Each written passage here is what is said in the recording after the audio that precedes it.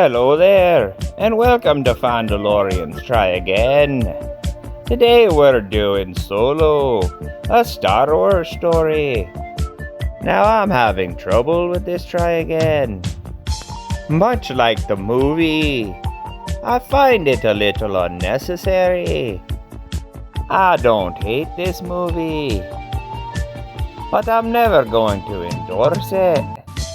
It's the kind of movie you watch on an airplane and then immediately forget when the plane lands. And the movie is so forgettable because it tells you things you never wanted to know. For example, I always thought Han Solo was just his name, but no, an Imperial officer gave him that name. Because Han was all alone. We also find out that Han's blaster isn't just a blaster. It was given to him by a guy he once committed a crime with. And you'll never guess how Chewbacca got the nickname Chewie. It comes from Han Solo not wanting to say Chewbacca. Really? They filmed a scene in this movie where Han Solo tells Chewie that he's not going to call him Chewbacca cause it's too long. What a freaking waste of our time. Everything we needed to know about Han Solo, we learned in the cantina on Mos Eisley. His story arc began there. He was a self-centered cheat, scoundrel and criminal. But through his adventures with, and friendship with, Luke and Leia, he turned into a hero who was willing to risk his life and even give his life for his friends. And by joining the rebellion, he put a cause before his own needs and became a respected leader. The problem with making a prequel about a character like Han is when we first met Han, he was almost a bad guy. And by making him the hero of a film that takes place before we meet him, his story arc is going to have to go in reverse. He's going to have to be a good guy, and then turn into a bad guy, and then turn into a good guy again. It gets pretty redundant and pointless. We don't need to know why Han Solo became selfish and jaded. And we definitely don't need to know where Chewbacca got his nickname.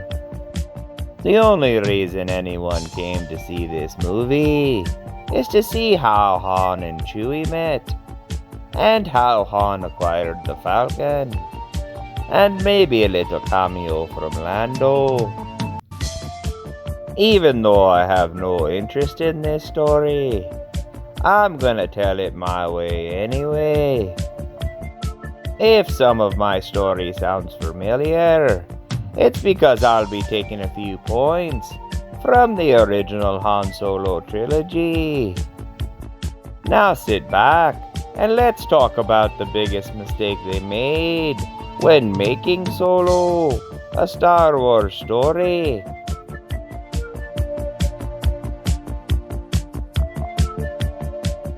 Now, as I understand it, they wanted to separate the Star Wars spin-offs from the Skywalker saga.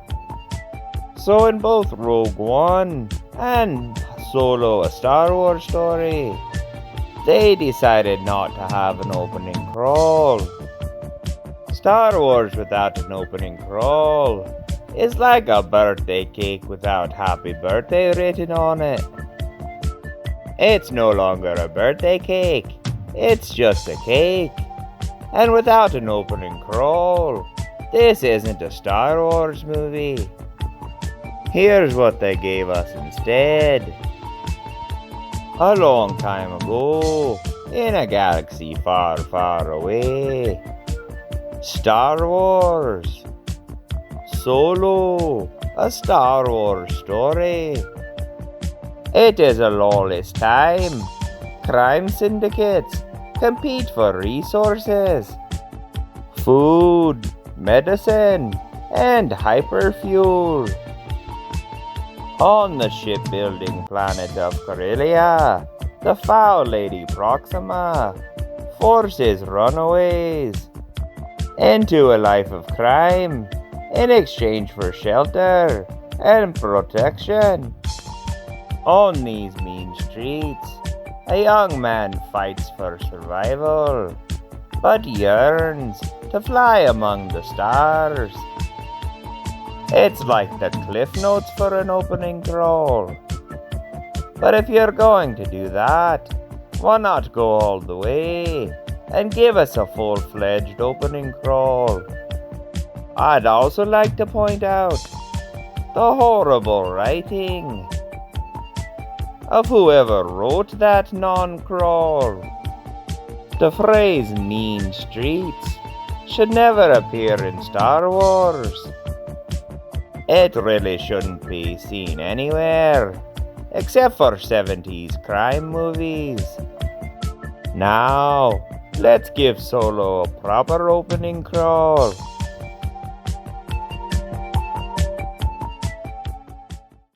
A long time ago, in a galaxy far, far away. Star Wars. Solo, a Star Wars story. The creation of the new galactic empire meant the destruction of Corellian society. Having one of the largest shipping yards among the core worlds, Corellia was the first planet to be completely taken over by the Empire. The Corellian population divided into those who swore loyalty to the Emperor, and those who were driven underground or executed. The Empire cut off communications to and from Corellia in order to spread Imperial propaganda. Corellian history and galactic history was replaced with the new Empire revised history. Those who speak of old Corellia are never heard from again. The Jedi have become a myth. The only two ways off of Corellia are under the Empire's thumb or in a crime lord's pocket. The odds of being a free person if raised on Corellia are slim, but there are some people you should never tell the odds to. Alright, I guess I'm doing this. I hope you enjoy my version of Solo, a Star Wars story. I've got a bad feeling about this. Kiss a Wookiee, kick a droid, fly the Falcon through an asteroid till the princess is annoyed. This is spaceships, it's monsters, it's Star Wars, we love it.